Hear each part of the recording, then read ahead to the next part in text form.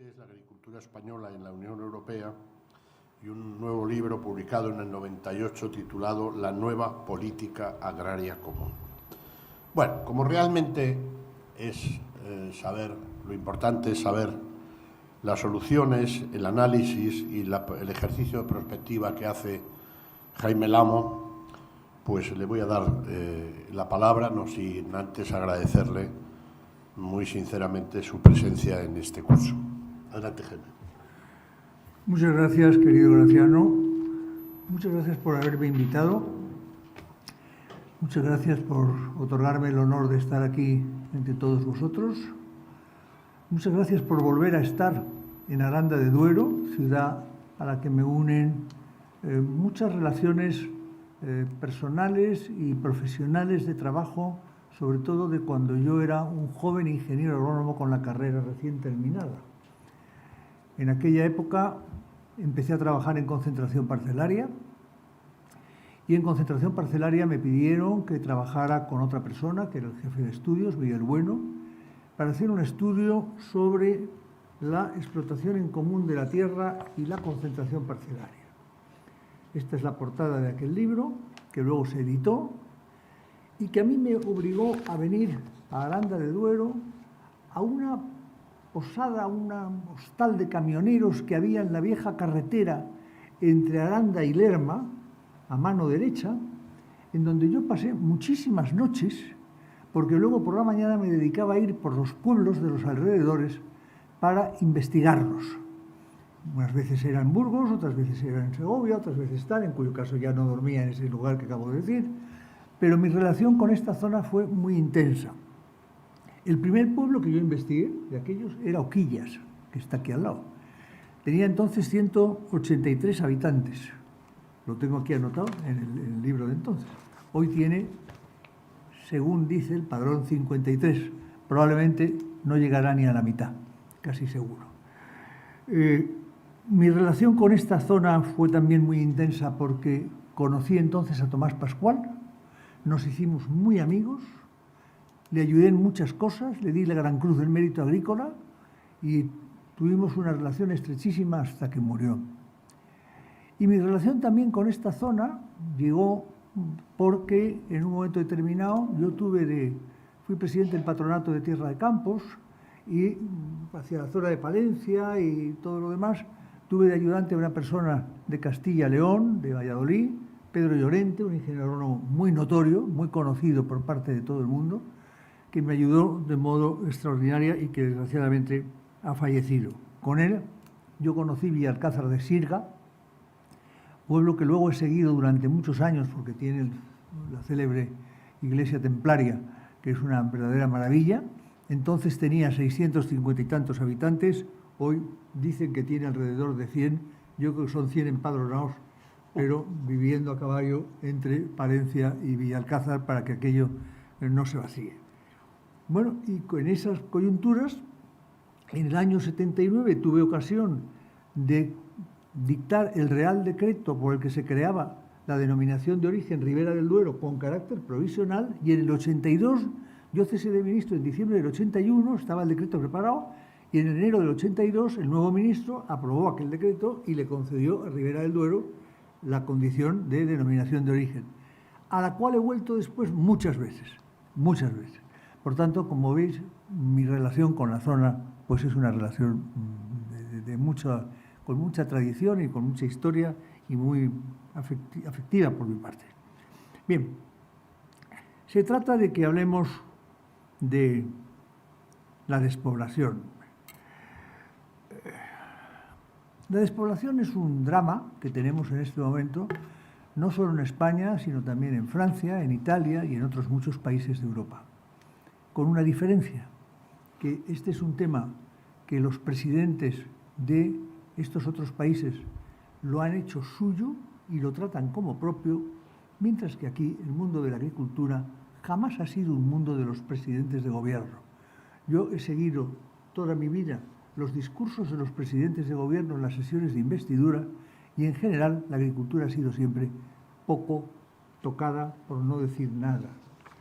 Para demostrar que la situación es exactamente la contraria, os diré que le 14 juillet, es decir, hace unos días, el 14 de julio, en la fiesta nacional francesa, el presidente Macron, en medio de su discurso de la fiesta nacional francesa, dijo: cuando uno es agricultor o ganadero no es el demonio, no es el enemigo del bienestar animal y de la agricultura o de la alimentación sana. Hay que ayudar a los agricultores a invertir. Vamos a construir una soberanía agrícola que no existe.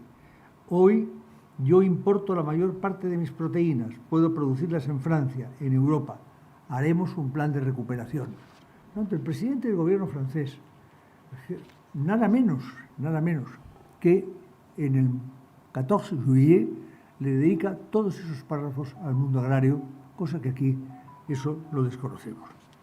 Hoy más del 53% del territorio, en un 53% del territorio aproximadamente, vive el 5% de la población. Poco a poco hemos ido reduciendo el número de habitantes de la población agraria y creciendo en la población urbana. No debemos olvidar que en 2007-2008, unos dicen 2007, otros 2008, es el momento en que por vez primera la población urbana en el mundo pasa a ser mayor que la población rural. Hasta ese momento no había sido así. Desde ese momento no solo es así, sino que hay un crecimiento de las macrourbes a nivel mundial, a las que al final haré una breve referencia, que están chupando, están absorbiendo la población del medio rural, pero no solo en Europa. Está pasando en China, está pasando en Rusia, está pasando en todos los países del mundo. Nosotros tenemos 8.000 municipios censados. De ellos, en este momento, 6.800 tienen menos de 500 habitantes. Menos de 500. Y 1.319 están moribundos, tienen menos de 100. Hay esos pueblos de menos de 100, la población además, si la medimos, es población toda envejecida. Desde luego no hay un niño, pero no hay una persona de 40, no hay una persona de 50 años. Luego son poblaciones que están llamadas a desaparecer en un muy corto periodo de tiempo. Poblaciones de 100 habitantes o de 500 habitantes. La población rural viene cayendo de un 10% desde el año 2000, más acusado entre 2008 y 2018. La densidad media del medio rural, que era de 17,9 habitantes por kilómetro cuadrado, sigue cayendo. Y hay una zona especial que yo recomiendo que cuando se estudie este tema de la población, la despoblación, se llame siempre al profesor Burillo, a Francisco Burillo y a su hija Pilar, de la Universidad de Zaragoza, con destino en Teruel, que son los que vienen estudiando con más profundidad el problema de la despoblación y las soluciones europeas. Pues bien, él ha hecho los mapas de España y ha llegado a la conclusión de que tenemos una zona, que es la llamada por todo el mundo ya conocida Serranía Celtibérica, con menos de 10 habitantes por kilómetro cuadrado. Aproximadamente estamos en este momento en 8. Y en Molina de Aragón, en el famoso señorío de Molina de Aragón, están en 4 habitantes por kilómetro cuadrado. Bueno, esto es por lo que se le llama, a esta zona ya se le llama la Laponia del Sur, la Laponia del Sur. Y es una tragedia para todos nosotros. ¿Qué es lo que ha pasado? Yo creo que, si lo tengo que definir por un problema económico, diría que porque los mercados parciales que existían en cada uno de esos municipios han ido desapareciendo. Quizá todos vosotros recordaréis que en las novelas de final del XIX y principios del siglo XX, que suceden en el medio rural, siempre hay un momento, leamos a Valle Inclán o leamos a Unamuno, en el que hay una tertulia obligada, que es el alcalde, el maestro, el cura, el boticario y el guardia civil. Están los 5, siempre. ¿Por qué? Porque son las fuerzas vivas. El maestro aglutina a los niños, el boticario cuida a las personas, el médico está allí atento, el cura es obligado, porque en ese momento pues, el mundo español era como era, y naturalmente está el alcalde. Bien, la enseñanza un día desaparece porque se llevan los maestros a 32 kilómetros y se pone un servicio de autobuses y por tanto los niños empiezan a dejar su pueblo muy niños para ver otro pueblo y además empiezan a decirles eso que hemos oído antes de el día de mañana mejor será que te vayas a otro sitio que no que sigas en este. Los niños comienzan ya una emigración personal, interior, fuera de su pueblo. El médico rural es sustituido por un centro ambulatorio a no sé cuántos kilómetros, más o menos cómodo, más o menos incómodo, con unas carreteras mejores o peores, pero son las que hay en ese momento. Los bancos abandonan los pueblos, cierran las oficinas bancarias y montan unos cajeros automáticos. Ojo, cajeros automáticos que al cabo de 5, 6, 8, 10 años los retiran, ya no existen. Los comercios cierran porque la población disminuye, no hay posibilidad de atenderlos. La conservación de las pequeñas carreteras desaparece porque como total no va nadie, pues no compensa, no es rentable, con el concepto que utilizaba esta mañana el Mundo Val. Las estaciones de ferrocarril próximas desaparecen, ya no hay por qué hacer que el ferrocarril pase porque desde esos pueblos apenas si sube nadie. En definitiva, no hay mercado. Y los pueblos van cayendo, van hundiéndose poco a poco, lentamente, y entonces pasamos a tener que examinar qué está pasando en ellos. Sabéis probablemente que la Unión Europea utiliza un concepto que se llaman las NUTS, que es para medir lo que se llaman las unidades territoriales geográficas. Murillo ha estudiado eso, lo ha proyectado en un mapa de España, y esas zonas que veis marrones al centro, estas de aquí y estas de aquí, justo colindantes con Portugal, son las zonas donde la densidad de población es más acusadamente baja. La serranía celtibérica comprende una gran parte de Castilla, la mayor parte está todavía en Castilla, mientras que esta zona de aquí es una zona que comprende territorios de Aragón, de Badajoz y de Galicia. Pues bien, la NUT 1, que es la mayor, que es la serranía celtibérica, que es donde estamos, comprende 1.389 municipios de Burgos, Castellón también, Cuenca, Guadalajara, Segovia, Soria, Teruel, Valencia y Zaragoza, y algo de la Comunidad de Rioja, con una densidad de 7,20 habitantes por kilómetro cuadrado y cayendo.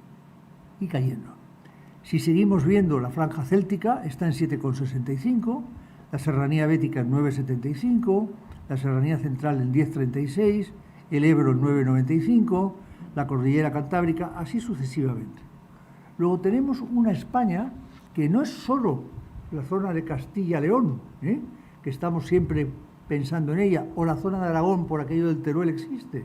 No, es que toda España la tenemos llena de NUTS, de estas que acabo de decir, en donde la población va disminuyendo progresivamente a velocidades de vértigo. Yo le pedí hace tiempo a Pilar Murillo que me analizara la serranía celtibérica, esta. Le dije, oye, estúdiame por favor en la serranía celtibérica qué cultivos hay para ver si la evolución de la agricultura explica la emigración. Y ella me hizo el plano correspondiente de la serranía celtibérica y me dio los aprovechamientos. Y cuando uno lee los aprovechamientos, que son 6,5 millones de hectáreas, descubre que hay 2,100,000 de bosques. Bosques que hoy no tienen apenas aprovechamiento. Lo tuvieron en su día, resinas, piñones, 27 cosas. Hoy prácticamente no lo tienen. Ha desaparecido el cultivo del bosque, el manejo del bosque como tal, es un tema que se ignora por completo, pero no solo en esta zona de la serranía celtibérica. Yo tengo tierras agrícolas en Requena, en la provincia de Valencia, y toda la zona de monte de Requena, que es muy grande, porque es un municipio de los más grandes de España, el segundo más grande de España, que está lleno de monte, pues allí no hay tampoco ningún tipo de aprovechamiento en ningún momento. Y de cultivos de secano, que hay 2 millones, prácticamente lo mismo que de bosques, a los cuales se le añaden 97.000 hectáreas de riego permanente, pues son lo que conocemos por la zona.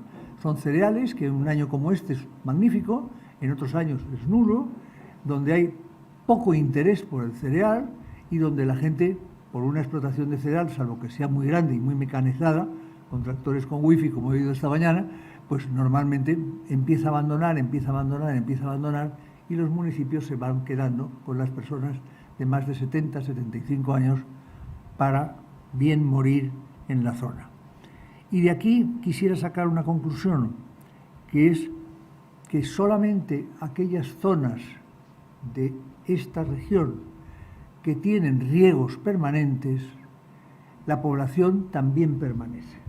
Por eso yo he dicho muchas veces, en muchas conferencias, que la España agrícola será de riego o no será, pero no será ni aquí ni en ningún otro sitio. Y por consiguiente, si queréis mantener municipios vivos, hay que pedirle al Estado municipios con riego.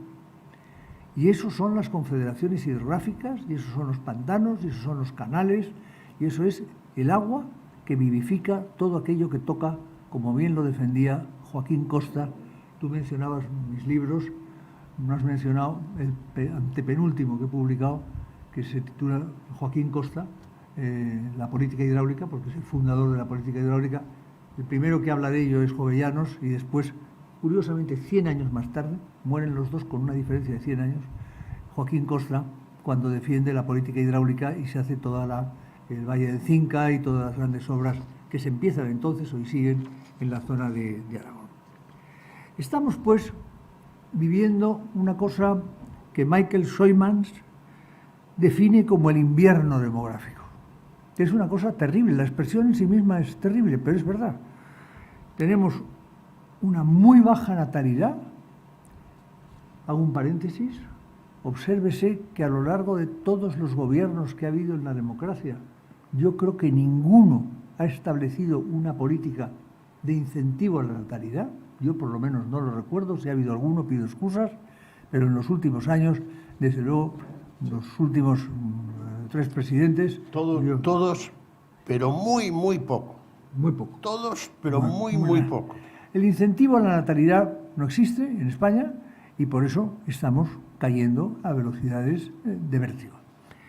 Además de eso, tenemos la suerte que tenemos una esperanza de vida altísima, la mayor de Europa, lo cual hace que la población envejezca y va avanzando en edad hasta los 80 y tantos, los 90, los 100 años, y permanece en los pueblos el tiempo que sobrevive. Tenemos una fuerte migración, pero no ha habido ninguna política en la que se haya intentado que esa emigración vaya hacia las ciudades o los pueblos o las aldeas que se están perdiendo. No la ha habido. Y tendría que haber un incentivo, es decir, todo el que venga de fuera, mire usted, yo le doy a usted sus papeles y le legalizo y lo tal, si usted es capaz de instalarse en la casa de no sé dónde, en el pueblo tal, y cultivar aquellas tierras y manejarse en aquellas zonas. Pues no, eso no existe tampoco, esa política no se ha practicado y debería practicarse. Eso conduce a un crecimiento vegetativo negativo, natalidad versus mortalidad, que es altísima, y a una muy baja densidad que va progresando, excepto en los núcleos de más de 100.000 habitantes, que casi todos van creciendo. Pero tengo que decir una cosa, tampoco creamos que en núcleos intermedios la situación se corrige. Yo conozco núcleos, bastantes, podría citar, que tenían 25.000 habitantes en el año 2008 y que tienen 20.000 en este momento. Por tanto, los de 25.000 no crecen hacia 100.000, decrecen. Son casi siempre y casi solos los de más de 100.000 los que siguen hacia arriba. Por tanto, hay un proceso de macrourbanización acentuada en el mundo entero y también en España. Por eso Michel Rocard, francés, inteligente, hombre donde los haya, muy listo, en 1989, dijo una frase que yo la leí hace muchos años y me llamó mucho la atención y la anoté, y ahora viene siempre a cuento, que dijo: la mayor parte de los estados de Europa llevan camino de suicidarse por la demografía. Y es verdad, en esa situación está Italia, en esa situación está Francia, en esa situación estamos nosotros. Decimos que es una España vacía. ¿Vacía de qué? Si vemos personas, médicos, boticarios, guardia civil, curas, maestros, niños, etc. Si vemos mercados y servicios, vacía de bares y tabernas, colegios, centros de salud, teléfonos, fibra óptica, carreteras, panaderías, carnicerías, bancos, cajeros, etc. Es decir, todo eso es lo que está perdiéndose. ¿Podemos repoblar la España rural ahora que ha aparecido el coronavirus? Porque de pronto con el coronavirus ha surgido una especie de ilusión que tenemos todos, no sé si nos la hemos creado artificialmente, son las ganas que tenemos de ver las cosas corregidas, de una población que vuelve hacia esos núcleos rurales. ¿Cuáles son los focos que les atraen, los focos que creemos que atraen? Por un lado, el teletrabajo. Y es verdad. Yo conozco desde hace muchos años, y tú también, mucho mejor que yo, Graciano, muchos periodistas en Madrid, periodistas notorios que tú y yo conocemos, no voy a dar nombres ahora, que hace ya años emigraron hacia Cercedilla, El Escorial, Navacerrada, viven allí, desde allí trabajan, mandan sus crónicas y vienen a Madrid un día a la semana porque intervienen por la noche en un programa de televisión o en un programa de radio o lo que sea. El teletrabajo está acentuándose. En este momento en la COE, yo formo parte de la Junta Directiva, se está haciendo un documento muy importante sobre el manejo del teletrabajo y cómo deben ser las ordenanzas laborales del teletrabajo. Y en el teletrabajo están en este momento los bancos, y están las grandes compañías eléctricas, y están todo el mundo en el teletrabajo. Yo tengo una hija abogada, tengo 2 yernos que trabajan en banca, y todos están en el teletrabajo en este momento. Han estado todo junio, han estado todo julio, no sé cómo estarán en septiembre, pero el teletrabajo avanza. Y es evidentemente una puerta para introducir personas en núcleos rurales, quizá no de 50 personas, de 50 casas, pero sí en núcleos rurales de 1.000, de 800, de 900, donde haya unos mínimos, pero donde se pueda todavía potenciar. Hay que fomentar el agrarismo con riego. Eso es lo que yo llamaría el neoruralismo, el agrarismo con riego. Hay que fomentar la caza, lo ha dicho esta mañana Edmundo Val, y yo me ha alegrado mucho de oírselo decir, porque hay una presión enorme anticinegética. Bueno, yo quiero recordar aquí que cuando, se lo he oído contar a Pepe Bono, que es amigo mío, que cuando él llegó por vez primera de presidente de la Comunidad Autónoma de Castilla-La Mancha, se dio cuenta que o fomentaba la caza o la Comunidad Autónoma se le iba abajo. Y entonces empujó a todos los grandes propietarios de las grandes fincas de 4.000, 3.000, 5.000 hectáreas de los montes de Toledo, de Ciudad Real, etcétera, para que fomentaran la caza.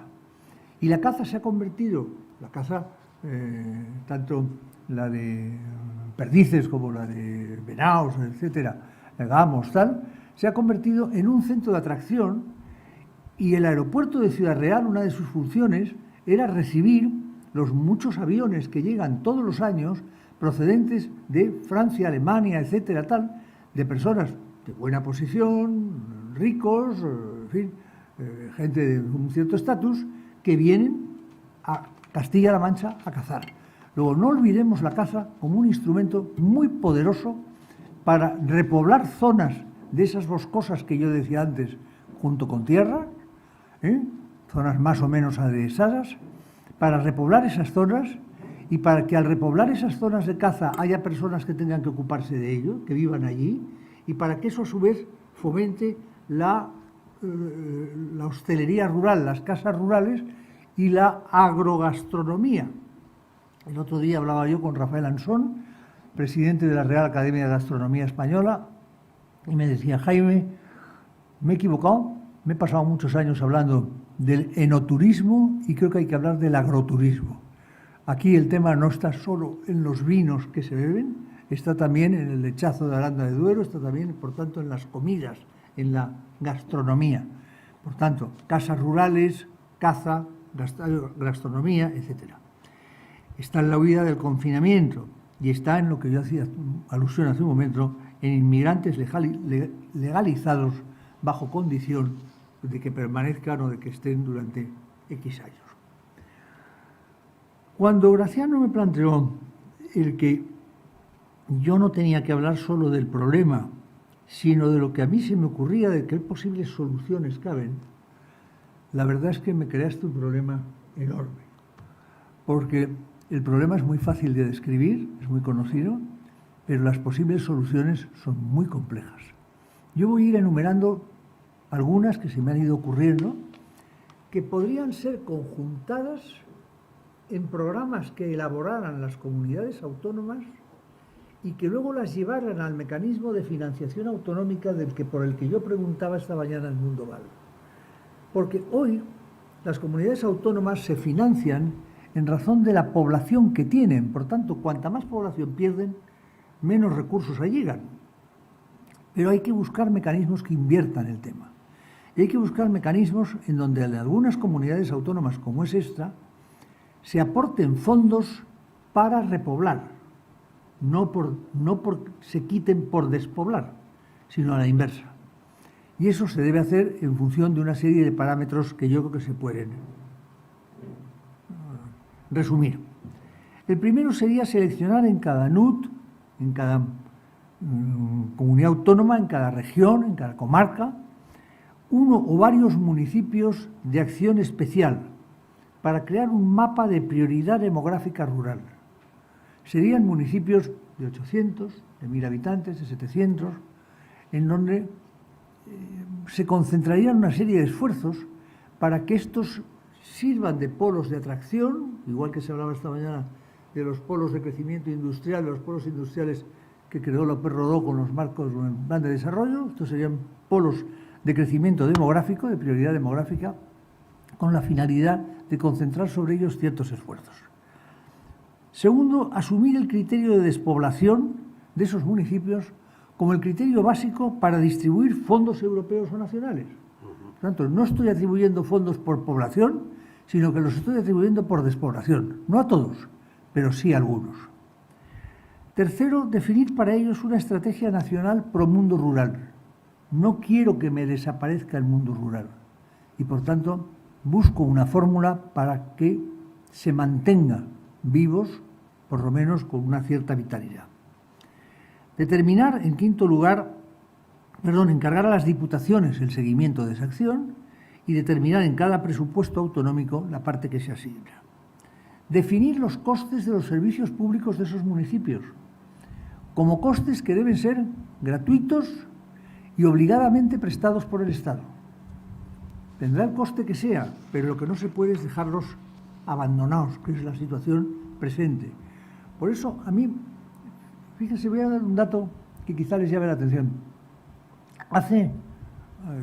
Yo he traído hoy, y lo tengo aquí para dártelo, porque te gustará.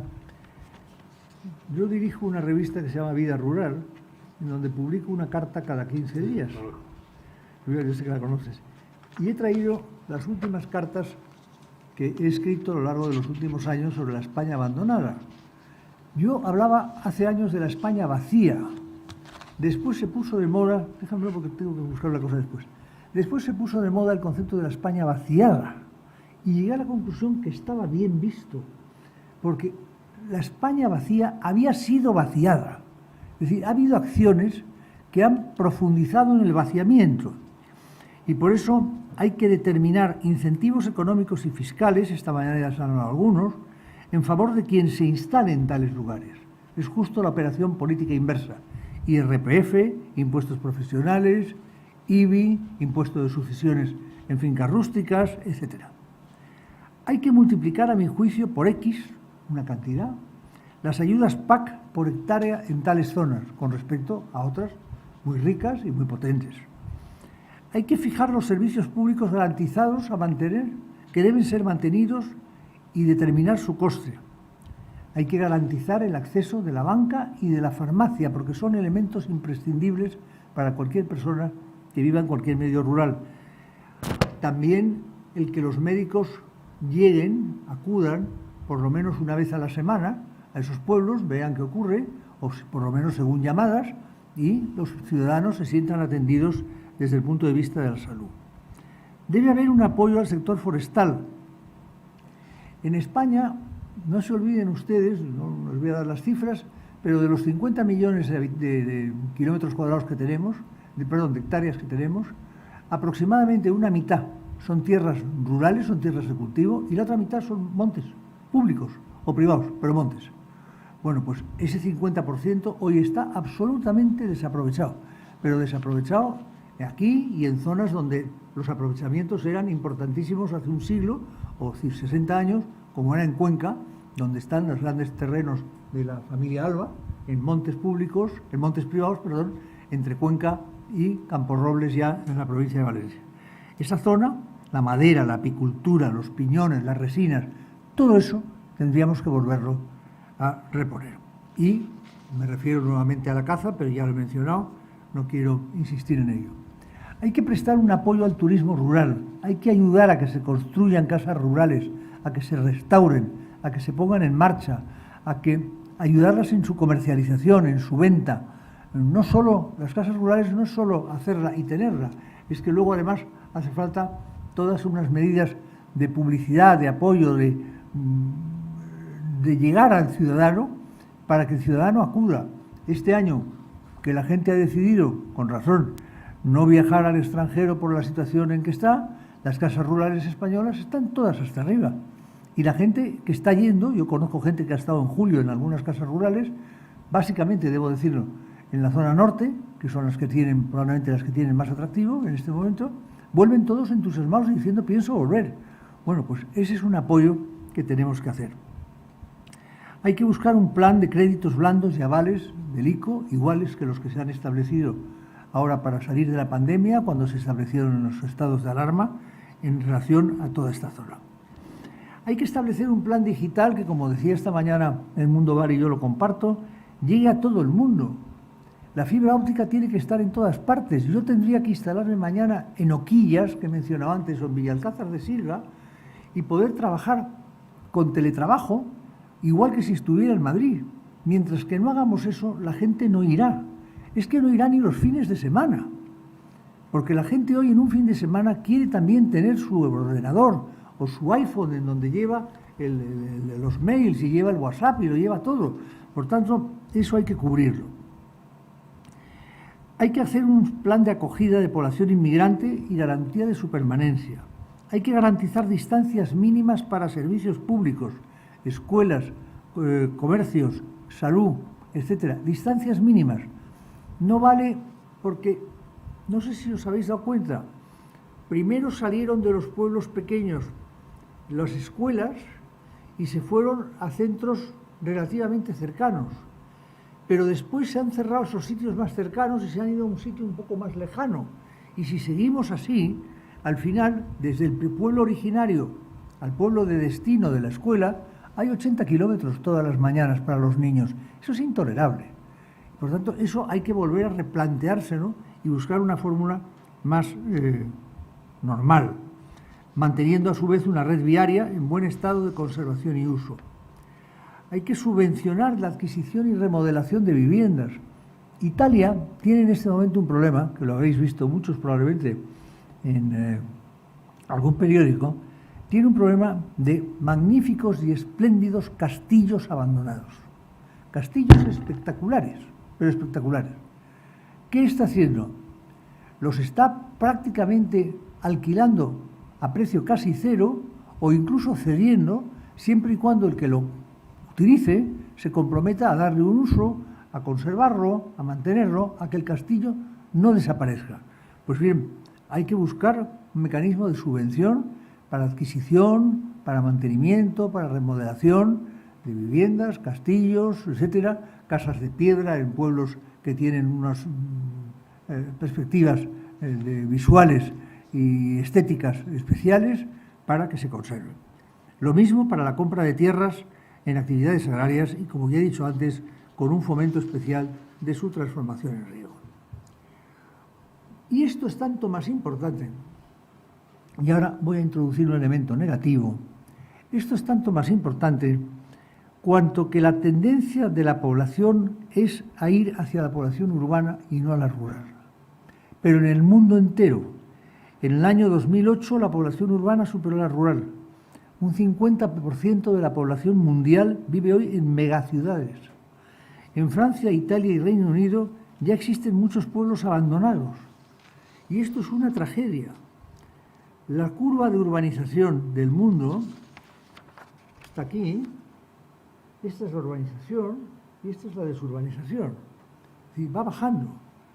En este momento, la población rural es el 40% frente a la población urbana en el mundo entero en el año 2019. Y si vamos a mirar el mundo posteuropeo, el que tendremos más adelante, según los datos del Instituto Elcano, vamos hacia una demografía en la cual en Europa vamos caminando lentamente hacia una, caída absoluta de población. Ninguno de nosotros habíamos oído hablar de Wuhan.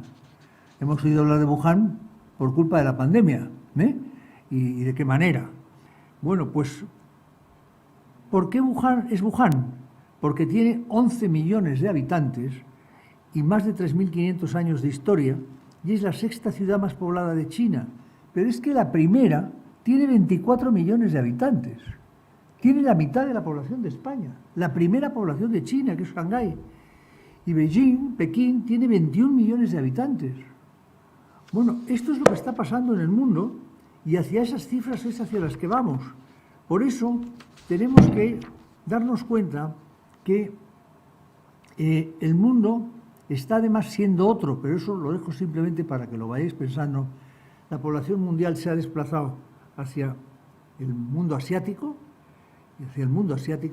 y se está reduciendo en el mundo europeo. Europa, desde luego, ya no es lo que era hace unos años.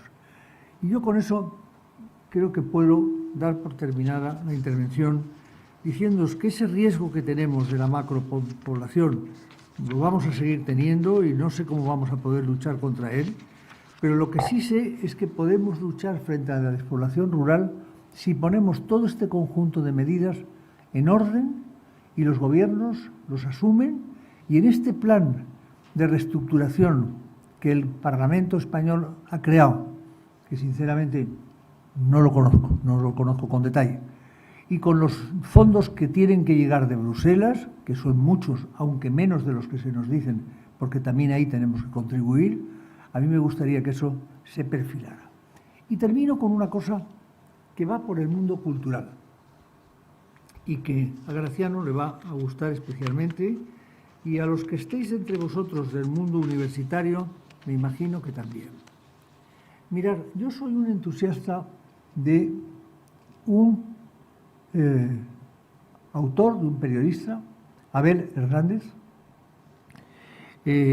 autor de unos libros que publicó hace años, uno titulado La Sierra de Alcarama, sobre el pueblo de Sarnago, que es donde él nació, Soriano, y vivió hasta los 16 años en que se fue al seminario, luego dejó el seminario, se hizo periodista, y es la vida del pueblo cuando él la vivía, cuando el pueblo estaba en activo, y él cuenta las temporadas de siega, la caza, las vendimias, en fin, bueno, cuenta la vida del pueblo, en plena actividad, el maestro, el cura, etc.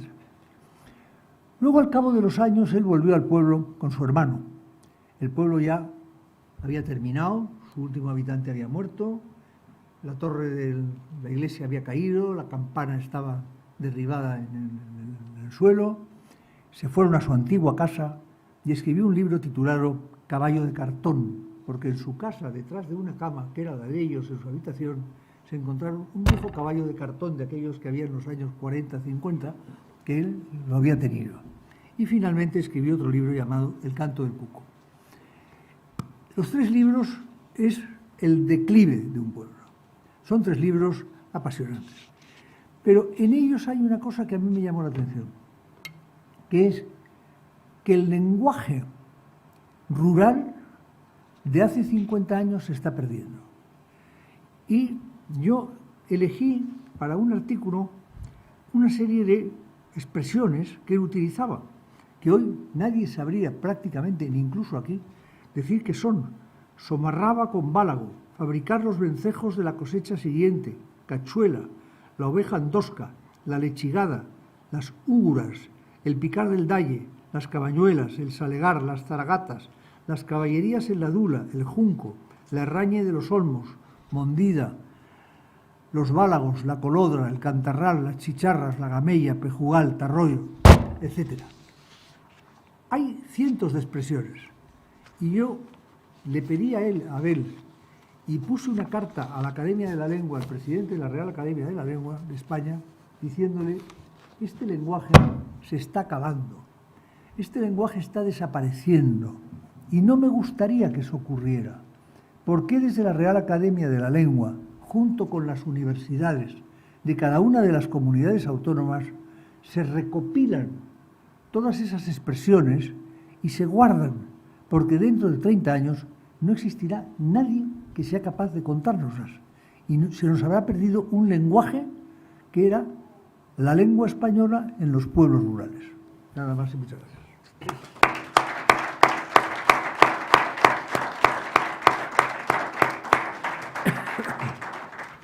Muchas gracias, profesor Lamo de Espinosa. Y me estaba riendo interiormente porque en medio de la pandemia, acudí, provisto de mascarilla, al estudio de Onda Cero en la noche con Ramón Lucas, se llama La Brújula. Y como yo estaba muy enfadado ese día, pues le llamé a alguien chorroborro. Y el conductor del programa, Lucas, dijo: ¿cómo? ¿Puedes repetir, por favor? Y dije: sí, un político, es un chorroborro. Joder, ¿y eso de qué va? Mira, y Lucas tiene un diccionario enorme siempre enfrente. Sí. Y miró, dice: sí, existe. Y era una cosa que yo oí en mi pueblo, muy cerca de aquí, a mis abuelos. Chorroborro, conjunto de inutilidades. Es decir, que hay gente que es un conjunto, es un inútil. Entonces, esto me viene que no tenía una persona que vive de la lengua, ni idea de qué demonios iba esto, pero es una magnífica idea esa que me voy a apropiar, querido Jaime. Bueno, el otro día pasaron una cosa por WhatsApp que decía: fulano, has observado que es muy inteligente. Dice: sí, pero es asintomático. Bueno, como ya les anuncié, pues yo creo que ha sido una conferencia con mucha enjundia, repleta, que ha ido directamente al corazón del problema y efectivamente como soluciones. 1, 2, 3, 4, 5, 6, 7, 8, 9, 10, 11, 12 que he apuntado y que me ha llamado la atención.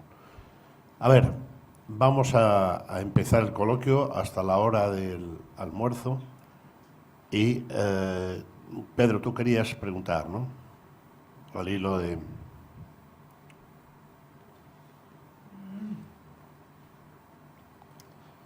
Aquí con los protocolos de lavado de las manos. Venga.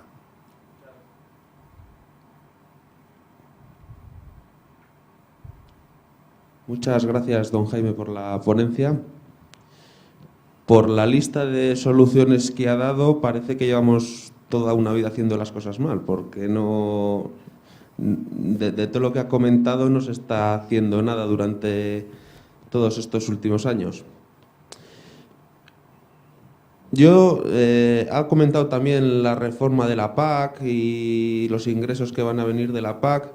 ¿Cómo cree usted que la reducción que ha conseguido nuestro presidente de un 10% con esta última visita que ha tenido a Bruselas puede afectar a la vida en los pueblos? Bueno, pues afectará. Son 5.000 en total, ¿no? Sí, unos 8.000 millones se dice. Unos hablan de 5, otros hablan de 8. Yo creo que está más cerca de los 8.000. Pero, claro, 8.000 es para varios años. Es una cantidad muy, muy importante. Depende de si cambian la PAC o no. Yo llevo años defendiendo que la PAC debe ser cambiada. Tenemos una PAC que obedece a una historia antigua en la cual hemos ido modificando pequeñas cosas, pero la estructura de la razón por la que se dan las ayudas viene siendo prácticamente la inicial, pese a los muchos cambios que ha habido. Los últimos cambios, eso sí, fueron distintos porque hicieron la PAC más verde y eso ha cambiado un poco las cosas. Pero no sé en este momento, ni creo que lo sepa en este momento nadie, cómo piensan reorientar la PAC en función de las reducciones que se van a producir. Perdón, he dicho 8.000 millones en el conjunto del paquete de toda la PAC, no de España, no de España. Y por tanto, eso tiene una influencia y va a tenerla sobre muchos agricultores. Ya se empieza a hablar de una nueva definición de agricultor, que sea no aquel que sea agricultor a tiempo pleno y también a tiempo parcial, sino que sea a tiempo pleno o que siendo a tiempo parcial perciba más del 15% de sus ingresos del mundo rural. Si percibe menos del 15% estaría excluido. Por tanto, ahí va a haber cambios, nadie puede afirmar en este momento en qué dirección van a ir, pero indudablemente a algunos les afectarán esos cambios en menos. Quizá también podría establecerse, y eso puede que se haga, algún tope, porque hoy, cuando se ve la distribución de todos aquellos que perciben ayudas PAC, se ve en la parte de arriba una cabeza muy importante de personas que probablemente ahí a lo mejor cabría aplicar algún coeficiente de reducción. Adelante, por favor. Un momento.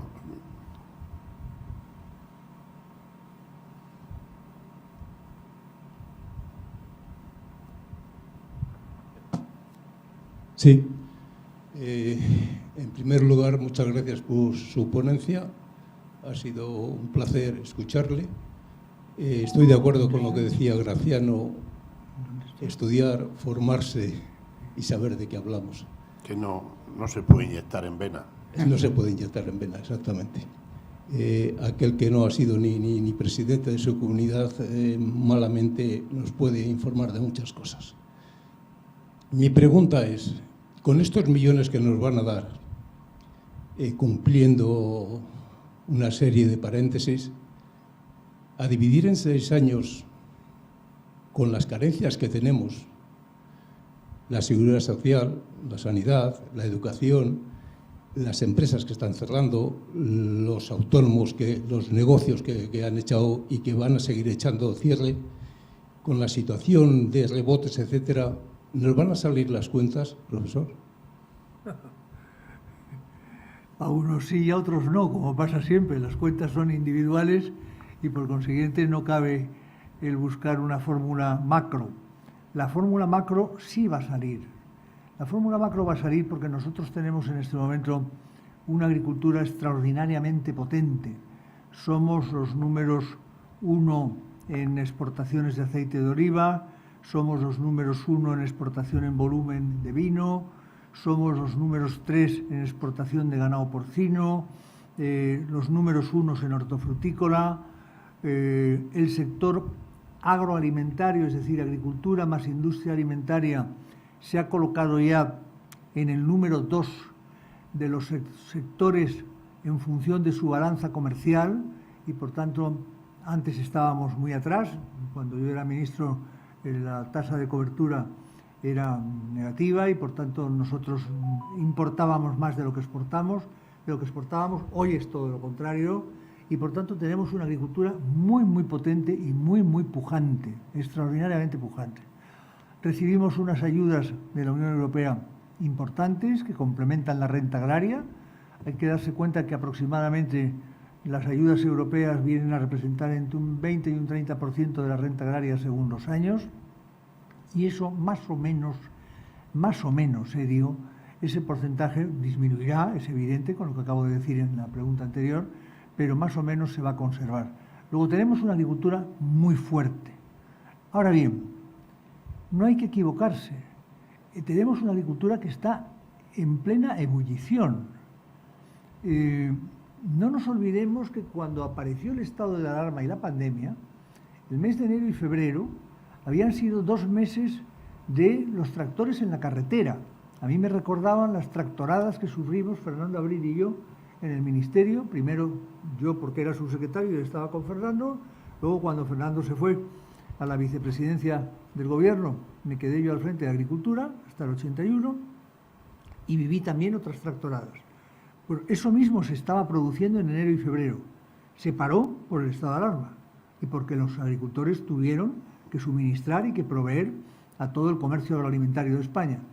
Pero, me temo que a nada que las circunstancias mejoren un poco en tema de pandemia, volvamos a tener problemas de tractores en la carretera en los meses de octubre, noviembre. Es decir, hay un cierto malestar y el malestar concierne a que la diferencia de precios que hay entre el precio al que vende el agricultor y el precio al que se vende su producto, la diferencia es muy elevada. Yo vengo defendiendo desde hace años que en la agricultura se está produciendo lo que yo llamo un doble efecto de presión inversa. Y me explico. El agricultor compra inputs, abonos, energía eléctrica, semillas, productos fitosanitarios, etc. ¿Y qué ocurre? Que quienes le venden son normalmente empresas muy importantes que le ponen un precio que es fijo y por tanto le presionan y él no puede contrapresionar en aquella dirección. No puede hacer nada. Pero es que cuando vende el producto no le dan capacidad prácticamente ninguna de negociación. Y por tanto, cuando él quiere negociar el precio de los pimientos, del cereal, de la almendra, de la uva o de lo que sea, con el comprador, sea quien sea, ese comprador no le permite negociar. Es más, muchas veces le compra sin precio, a determinar el precio a posteriori. Y esa doble presión inversa, que es de la que yo estoy hablando, es la que hace que los agricultores estén al borde del estallido en muchas ocasiones. Y yo me temo que eso es lo que nos va a pasar. Muchas gracias. Sí, bueno, sobre esto yo quería también aportar un dato. Cuando las tractoradas, en fin, yo llevo ya muchos años en los platos de televisión, en los periódicos, y nunca había visto, y así se lo dije en el programa Espejo Público con Susana Griso, que también se subió al carro, no porque ella cultive tomates precisamente, pero se subió al carro, de que nunca había visto una huelga y una protesta con tanto favor de la opinión pública y de la pública. Y nada, yo dije, mira, desde el inicio de la transición no conozco nada que tenga causas más justas. Y creo que eso, efectivamente, por ahí se nota un malestar que puede estallar. Usted quería preguntar, ¿no?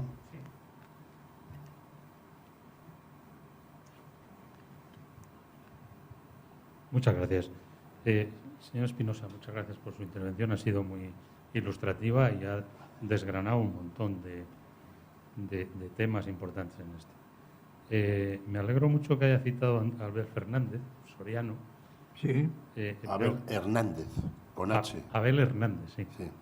En uno de sus libros, no sé cuál de los dos, acaba diciendo que el agricultor soriano está deseando que le llegue la carretera a su pueblo para marcharse. Pero yo quería hacer... Pues vaya, ¿Sí? entonces... Es así, lo dice. Ha hablado de las NUTS. Yo quería referirme al tema de Paco Burilo y su fantástico estudio sobre los territorios despoblados. En relación con una intervención que hubo hace 3 o 4 semanas, después de la reunión de los presidentes de Castilla-León, Castilla-La Mancha y Aragón. En la rueda de prensa que dieron al final, después de una importante reunión, entiendo yo, acabaron refiriéndose a que iban a trabajar de forma conjunta para conseguir ayudas de la Comunidad Económica Europea para las provincias de Soria, Teruel y Cuenca. A mí me pareció un resumen desafortunado porque los territorios despoblados no están solo en Soria, Teruel y Cuenca. Creo que tenían que haber tenido otro tipo de resumen refiriéndose a la totalidad de los territorios despoblados. Eso viene a razón de que para calcular la densidad de población se toma como unidad de medida la provincia y al tomar la provincia como unidad de medida incluyen a las capitales y a las ciudades más grandes, con lo cual solo estas 3 provincias, por tener unas capitales con poca población, no llegan al 12,5% que marca la Comunidad Económica Europea. Yo creo que se debería, no sé qué piensa usted, pero creo que se debería calcular la densidad de población sacando del cálculo a las capitales y a las grandes ciudades de las provincias, porque eso provoca que se desfigure la realidad poblacional de la España vaciada. No sé qué opina al Muy respecto. bien, adelante, Jaime. No, vamos a ver, parece lógico, pero pareciendo lógico, si se toman, por eso hay dos referencias. Está la de la provincial y las NUTS de la Unión Europea. Y por eso Paco Burillo se acoge a las de las NUTS y tiene todo el sentido del mundo, porque ahí en la NUT están excluidas. Pero yo comprendo que cuando se utilizan las provincias deberían sacarse a las capitales, porque evidentemente introducen un factor de perturbación a la hora de calcular las densidades medias de población. Lo cierto es que debería hacerse por comarcas, porque hay comarcas que aparentemente tienen una población muy escasa y sin embargo no es así por la naturaleza de las comarcas. Quizá yo ahí estoy un poco influido por mi origen familiar valenciano, que es una tierra en donde las cosas allí se ven de otro modo, pero sí debería hacerse excluyendo las capitales de provincia para tener una sensación, una percepción real de lo que está ocurriendo en cada una de las zonas. Y por comarcas sería mejor. Adelante, Jaime.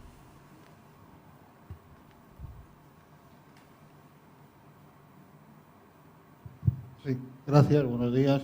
Me sumo, profesor, a las felicitaciones por su intervención. Gracias. Como siempre, fantástica. Y más para un discípulo suyo desde hace muchos años. Respecto a los problemas y respecto a las soluciones. Respecto a los problemas, esta mañana hemos oído a un político, luego a un académico.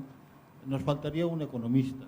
Me da la sensación de que al mercado, eso que ya aprendimos, que con la prima de riesgo hay por ahí una mano negra, un dios que se llama mercado, le interesa eso que se llama la densificación. ¿La? Densificar las cosas. En vez de construir casas de 2 pisos, construirlas de 10, de 15, de 20, cuanto más altas mejor. A las grandes multinacionales del reparto no es lo mismo tener que repartir cada cosa en una casa que repartirlo todo en un mismo edificio. A los proveedores de servicios les ocurre exactamente igual. Cuando esta mañana un político nos decía, por ejemplo, el tema de correos o el tema de algunos otros servicios públicos universales que hemos vivido y hoy no vivimos porque se han sometido a los criterios del mercado. Es decir, si no dan beneficios, se quitan. Yo recuerdo cuando era pequeño que me explicaban aquello de los precios políticos. ¿Por qué un viaje a Canarias vale mucho menos en avión que un viaje en autobús a no sé dónde? Pues porque había que permitir que los señores de Canarias vinieran. Luego yo creo que el problema está en eso que llamamos el mercado, en cuanto a la densificación, es decir, que todo vaya a un centro único en el que se puedan prestar servicios, vender mercancías, etc. Las soluciones. A lo largo de mi vida profesional he vivido una. Cuando el Estado ha querido que un funcionario fuera un territorio, entre comillas, desfavorecido, poco apreciado. Todavía recuerdo cuando el servicio militar obligatorio mandaba a un señor a Ceuta o a Melilla, entonces se iba a África y salía la familia a despedirle y lloraba, ¿no? Porque se iban muy lejos, se iban a África. El Estado encontró una solución en impuestos indirectos, en rebajas en el IRPF, etcétera. Y es lo que hace que yo en mi carrera profesional, cuando me ofrecen Baleares o Canarias, a Ceuta o Melilla, la considere muy seriamente como una buena oferta, porque salgo beneficiado con respecto a un destino en Burgos o en Segovia. Por el precio, por lo Claro, barato de la vida. Por los salarios. Es decir, si usted me baja impuestos indirectos, véase gasolinas, entonces en Ceuta televisores, transistores, etcétera. Por otro lado, el IRPF también me lo baja y además me da un plus por vivir en una zona que supuestamente no es agradable vivir. El resultado es que mi salario, mi capacidad adquisitiva aumenta y eso me lo hace atractivo. Y algo, profesor, que me encantaría que dijera muchas veces, y es el tema de la inmigración. Usted me enseñó lo que era la Unión Europea y la Unión Europea me enseñó lo que significan los movimientos migratorios. Es verdad que está mal diseñada la política de inmigración ahora mismo. Y es verdad que necesitamos, como el comer, unos contratos que vinculen la población a un territorio, al menos durante un tiempo. Por lo tanto, la pregunta sería la del mercado. Las soluciones que ha propuesto, subrayo esas dos. Una, la de los beneficios fiscales, y la otra, la del contrato de inmigración, que le ruego, por favor, lo repita siempre que pueda, porque es que hay que cambiar toda una visión que es muy difícil hacer. Gracias. Muy bien. Muchas gracias. Bueno, yo es que tuve el privilegio de contar con él como alumno en un máster en comunidades europeas, que fue el primer máster que se creó en España, que lo creé yo en la Politécnica, nada más dejar de ser ministro, porque veía que venía la Unión Europea y en España no se sabía qué era lo que venía la Comunidad Económica Europea. Y en España no se sabía lo que era, y con la ayuda de Joaquín Leguina creamos en la Politécnica un máster en comunidades europeas, en el cual usted coincidió con mi hija, que había terminado la carrera de Derecho y que también hizo el máster en comunidades europeas. Fue un máster que duró durante casi 10 o 12 años y donde teníamos el privilegio, fíjate, Graciano, de que se nos matriculaban todos los años 4 o 5 embajadores acreditados en España. Embajador de Israel, embajador de tal, embajador de cual, acreditados en España, que venían a estudiar qué eran las comunidades europeas y sus políticas y tal, allí, a aquel centro. Pues nada, me alegro de que nos hayamos hoy vuelto a coincidir en este Luego te damos la medalla. lugar, en Aranda de Duero. Bueno, yo es que creo que esta mañana se ha utilizado aquí una expresión que me ha gustado. Se ha utilizado la expresión igualar.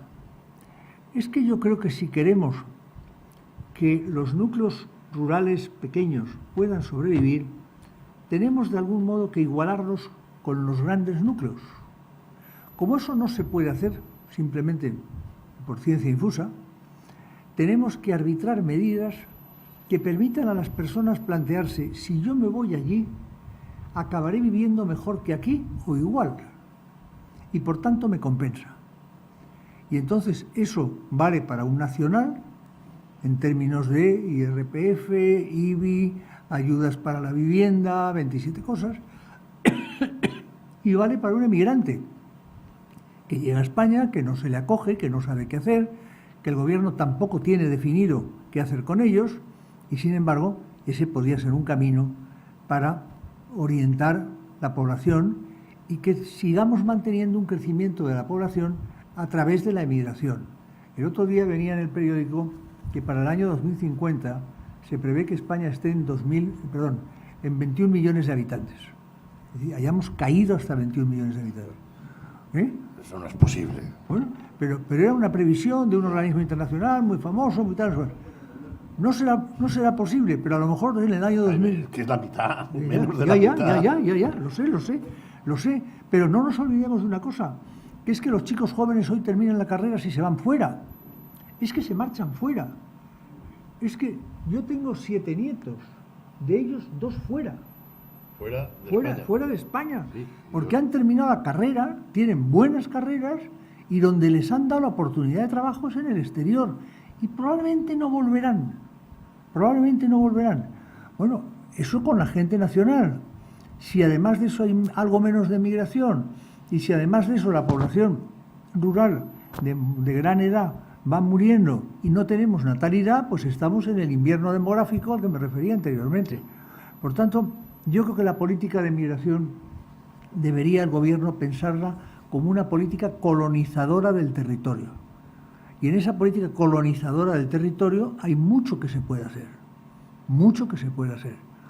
Y sería además también una manera de tener controlada esa población que hoy, desgraciadamente, no se la tiene.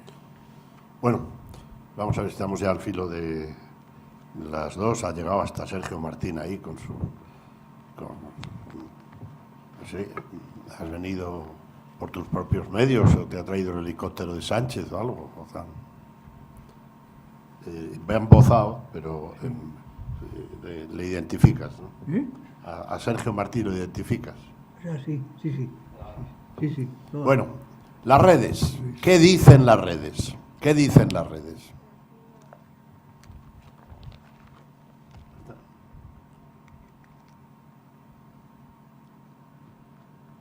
Enrique González pregunta en el chat que está transmitiendo Dima que si usted no cree que la creación de plataformas Smart Agricultura generaría interés. ¿Cómo?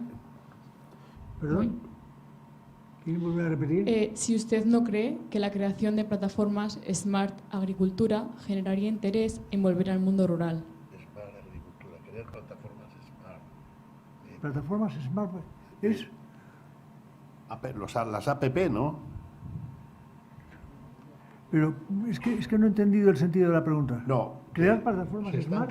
se están creando plataformas para todo, Sí. incluso para rastrear Sí, el virus sí, de sí, Wuhan, sí. que si se pueden hacer, que si sería conveniente hacer para el tema agrícola. Se están haciendo sistemáticamente y están haciendo por todas partes. Por consiguiente, yo creo que en eso vamos camino como en el resto de los subsectores. ¿Qué más?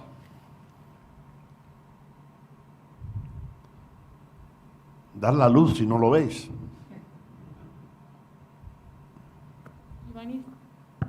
Iván Izquierdo Gonzalo pregunta si el futuro será de la mano de la industrialización y la tecnología en el medio rural o difícilmente. Vamos a ver, la industrialización en el medio rural es muy complicada. Yo creí vislumbrarla hace muchos años y luego se perdió en el horizonte. Yo era director general de Industrias Alimentarias y Diversas en el Ministerio de Industria, donde tuve 3 grandes ministros, excepcionales ministros. Y tuve un día que inaugurar una planta industrial en un pueblo de Zamora, no voy a decir ahora el nombre.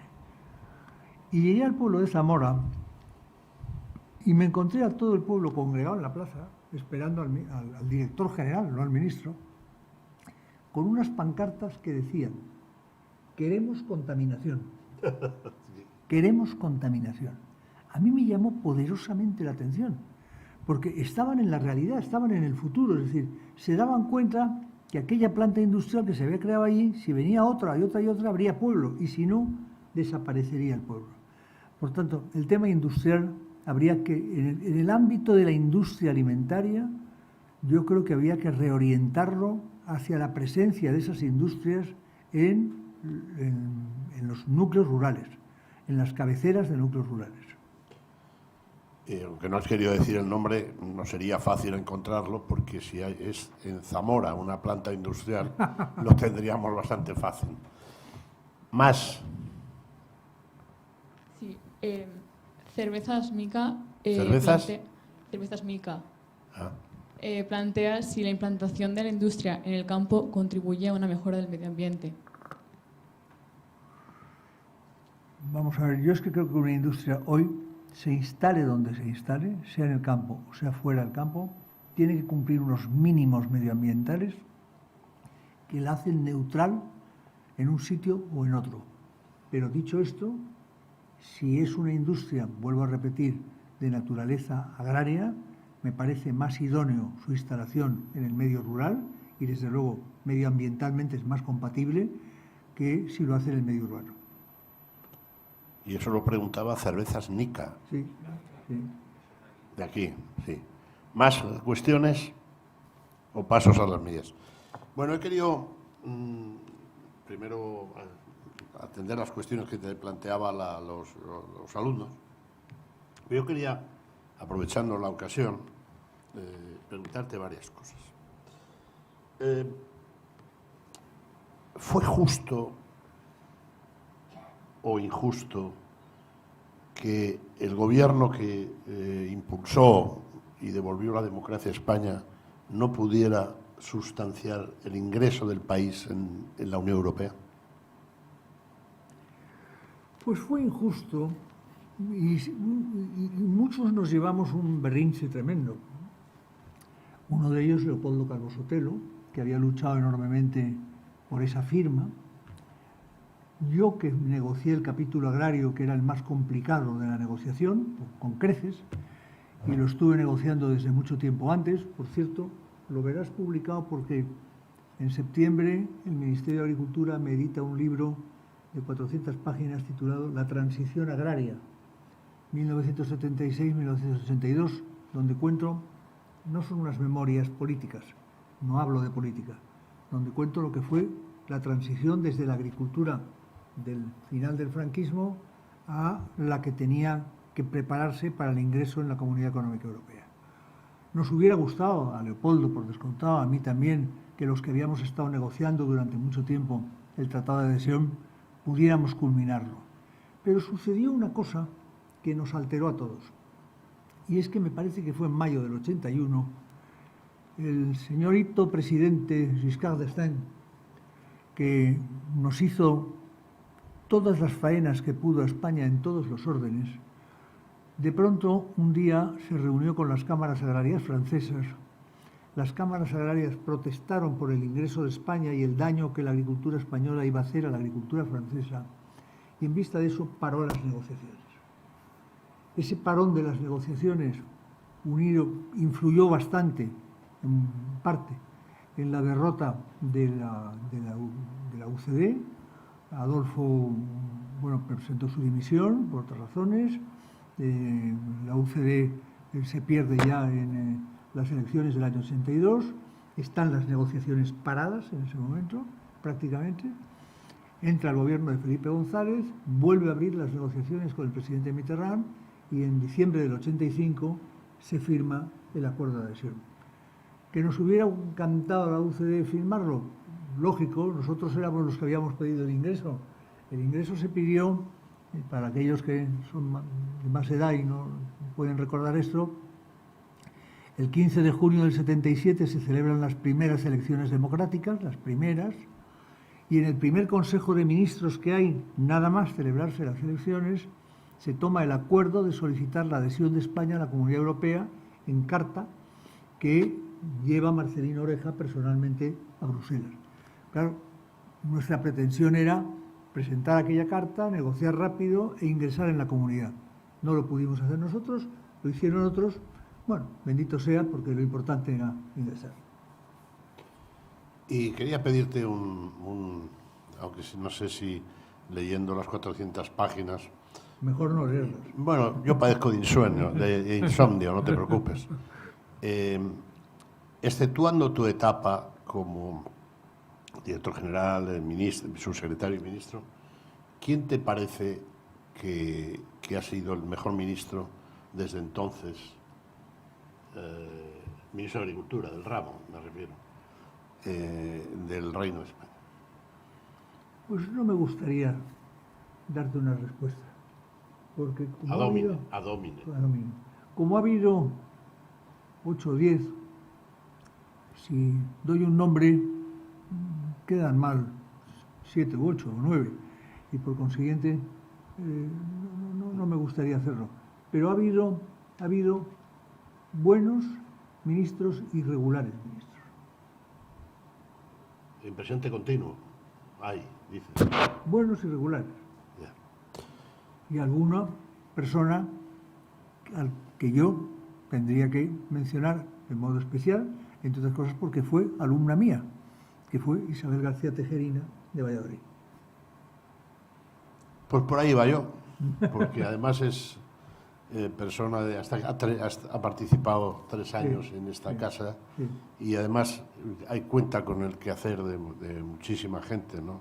Su negociación fue muy buena, la última, muy buena. Y ahora va a quedar bien.